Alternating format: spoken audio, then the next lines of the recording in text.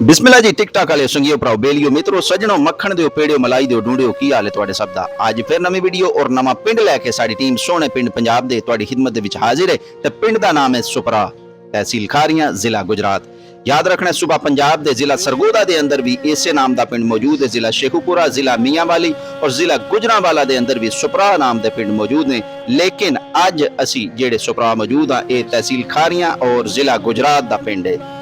इस पिंड के काफ़ी लोगों ने सानू मैसेज किए और सानू दावत दी कि जनाब साडे पिंड की वीडियो बनाओ। इन्हां दे नाल असां वादा कीता सी, अज हसबे वादा असी वीडियो समेत इन्हां दे पिंड हाजिर हां। ये जिहड़ी वीडियो तुसीं मुलाहिजा फरमा रहे हो इस दे वास्ते साडे नाल तावन कीता है चौधरी नदीम नंबरदार साहब ने। अल्लाह ताला आपनू सलामत रखे।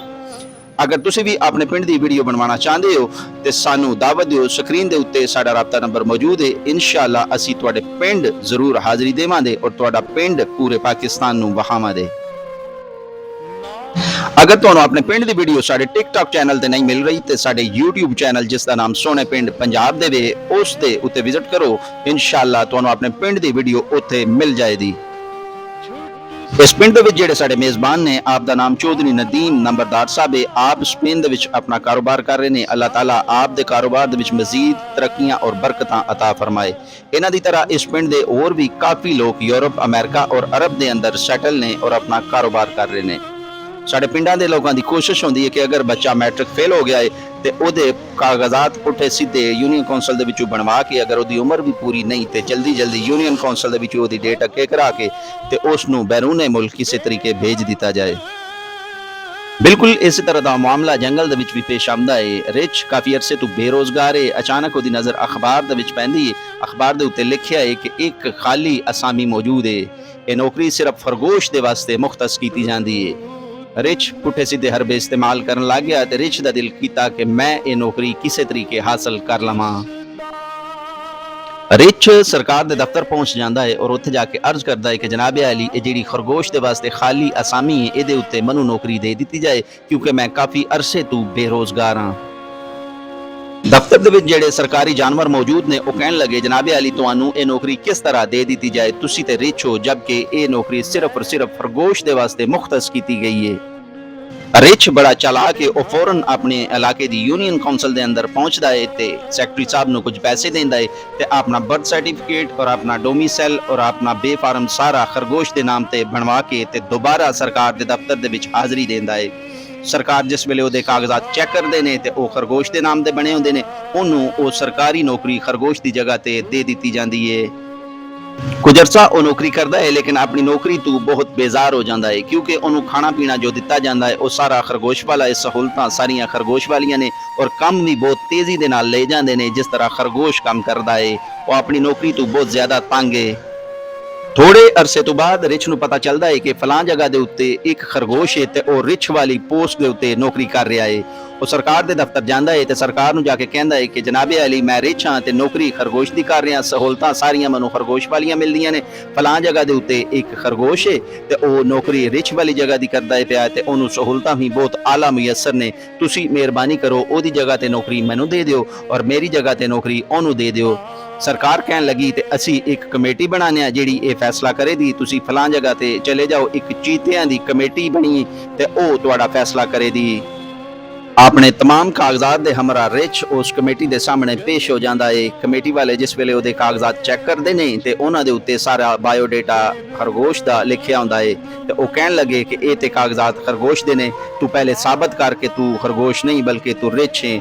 और रिच बड़ा मायूस होकर सिर थले सट के ते वापस चला जाता है। रस्ते दे विच उहनूं एक होर जानवर मिलता है तो वह कहता है कि तू साबित करना सी, तू बिल्कुल खामोशी दे नाल वापस क्यों आया है। उस रिच ने इंतहाई दिलचस्प जवाब दिता। रिच कहन लगा कि सरकार ने मैनूं जिहड़ी चीतियां की कमेटी दे अगे भेजिया है वह चीते नहीं बल्कि वह खोते ने। वह भी अपने कागजात चीतियां दे नां ते बनवा के ते दफ्तर दे विच मुलाजमत कर रहे ने। साडे मुल्क दे हालात भी कुछ इसी तरह ही ने।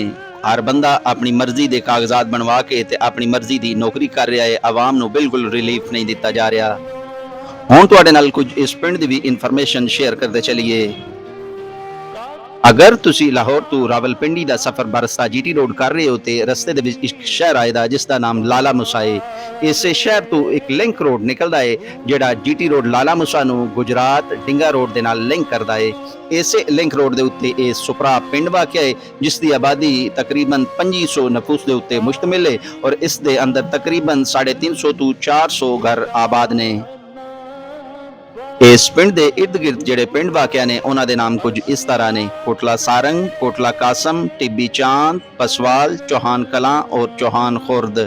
ਇਸ ਪਿੰਡ ਦੇ ਅੰਦਰ ਤਕਰੀਬਨ 4 ਮਸਜਿਦਾਂ ਨੇ ਜਿਨ੍ਹਾਂ ਦੇ ਵਿੱਚ ਜਾਮਿਆ ਮਸਜਿਦ ਅਲੀ ਉਲ ਮੁਰਤਜ਼ਾ ਔਰ ਜਾਮਿਆ ਮਸਜਿਦ ਬਿਲਾਲ ਸ਼ਾਮਿਲ ਨੇ। ਜਾਮਿਆ ਮਸਜਿਦ ਬਿਲਾਲ ਦੇ ਅੰਦਰ ਹਜ਼ਰਤ ਅਲਾਮਾ ਮੌਲਾਨਾ ਸਫਦਰ ਸਾਹਿਬ ਇਮਾਮਤ ਔਰ ਖਿਤਾਬਤ ਦੇ ਫਰਾਇਜ਼ ਸਰ ਅੰਜਾਮ ਦੇ ਰਹੇ ਨੇ। ਪਿੰਡ ਦੇ ਅੰਦਰ ਇੱਕ ਦਰਬਾਰ ਦੇ ਉੱਤੇ ਸਾਲਾਨਾ ਮੇਲੇ ਦਾ ਇਨਕਾਦ ਵੀ ਕੀਤਾ ਜਾਂਦਾ ਹੈ ਜਿਸ ਦਾ ਨਾਮ ਬਾਬਾ ਜੀ ਹਸਨ ਸ਼ਾਹ ਸਾਹਿਬ ਹੈ। ਇਸ ਪਿੰਡ ਦੇ ਅੰਦਰ ਸਰਕਾਰ ਨੇ ਬੱਚਿਆਂ ਔਰ ਬੱਚੀਆਂ ਦੇ ਵਾਸਤੇ ਇੱਕ ਪ੍ਰਾਇਮਰੀ ਸਕੂਲ ਵੀ ਬਣਾਇਆ ਹੈ ਔਰ ਜਿਹੜੀ ਮਸਜਿਦ ਤੁਹਾਨੂੰ ਨਜ਼ਰ ਆ ਰਹੀ ਹੈ ਇਹ ਜਾਮਿਆ ਮਸਜਿਦ ਅਲੀ ਹੈ।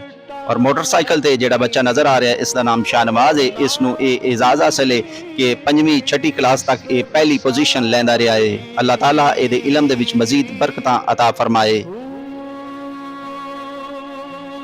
ਸਾਹਮਣੇ ਵੀਡੀਓ ਦੇ ਵਿੱਚ ਜਿਹੜਾ ਤੁਹਾਨੂੰ ਕਬਰਸਤਾਨ ਨਜ਼ਰ ਆ ਰਿਹਾ ਹੈ ਇਹ ਇਸ ਪਿੰਡ ਦਾ ਵਾਹਿਦ ਕਬਰਸਤਾਨ ਹੈ। ਅੱਲਾਹ ਤਾਲਾ ਇੱਥੇ तमाम ਦਫਨ ਹੋਣ ਵਾਲਿਆਂ ਮੁਸਲਮਾਨਾਂ ਨੂੰ ਜੰਨਤੁਲ ਫਿਰਦੌਸ ਦੇ ਵਿੱਚ ਆਲਾ ਮੁਕਾਮ ਅਤਾ ਫਰਮਾਏ। ਸਾਹਮਣੇ ਸਰਕਾਰੀ ਸਕੂਲ ਦਾ ਤੁਸੀਂ ਨਜ਼ਾਰਾ ਕਰ ਰਹੇ ਹੋ। ਇਸ ਪਿੰਡ ਨੇ ਬਹੁਤ ਨਾਮਵਰ ਕਬੱਡੀ ਔਰ ਵਾਲੀਬਾਲ ਦੇ ਪਲੇਅਰ ਵੀ ਪੈਦਾ ਕੀਤੇ ਨੇ ਜਿਨ੍ਹਾਂ ਦੇ ਵਿੱਚ ਚੌਧਰੀ ਨਦੀਮ ਸਾਹਿਬ ਵੀ ਸਰੇ ਫਹਿਰਿਸਤ ਨੇ। ਆਪ ਇਸ ਵਕਤ ਯੂਰਪ ਦੇ ਅੰਦਰ ਪਾਕਿਸਤਾਨ ਔਰ ਆਪਣੇ ਪਿੰਡ ਦੀ ਨੁਮਾਇੰਦਗੀ ਕਰ ਰਹੇ ਨੇ। ਅੱਲਾਹ ਤਾਲਾ ਆਪ ਨੂੰ ਮਜ਼ੀਦ ਤਰੱਕੀਆਂ ਔਰ ਬਰਕਤਾਂ ਅਤਾ ਫਰਮਾਏ। ਹੁਣ ਤੁਸੀਂ ਵੀਡੀਓ ਦੇ ਵਿੱਚ ਸੋਹਣੇ ਪਿੰਡ ਪੰਜਾਬ ਦੀ ਟੀਮ ਨੂੰ ਮੁਲਾਹਿਜ਼ਾ ਕਰ ਰਹੇ ਹੋ। ਸਾਡੀ ਵੀਡੀਓ ਅਗਰ ਤੁਹਾਨੂੰ ਅੱਛੀ ਲੱਗੇ ਤੇ ਇਸ ਵੀਡੀਓ ਨੂੰ ਅੱਗੇ ਵੀ ਸ਼ੇਅਰ ਕਰਿਆ ਕਰੋ। ਇਸ ਪਿੰਡ ਦੇ ਅੰਦਰ 2 ਮਸ਼ਹੂਰ ਤਰੀਨ ਕਰਿਆਨਾ ਸਟੋਰ ਨੇ ਜਿਨ੍ਹਾਂ ਦੇ ਵਿੱਚ ਸੈयद ਕਲਬ ਅਬਾਸ ਸ਼ਾਹ ਸਾਹਿਬ ਦਾ ਕਰਿਆਨਾ ਸਟੋਰ ਔਰ ਕਾਸਮ ਸਾਹਿਬ ਦਾ ਕਰਿਆਨਾ ਸਟੋਰ ਸ਼ਾਮਿਲ ਨੇ ਜਿੱਥੋਂ ਜ਼ਰੂਰੀਆਤ ਜ਼ਿੰਦਗੀ ਦੀਆਂ तमाम ਚੀਜ਼ਾਂ ਮਿਲਦੀਆਂ ਨੇ। ਵੀਡੀਓ ਚੰਗੀ ਲੱਗੀ ਤੇ ਅੱਗੇ ਸ਼ੇਅਰ ਕਰਿਓ। ਸੋਹਣੇ ਰੱਬ ਦੇ ਹਵਾਲੇ।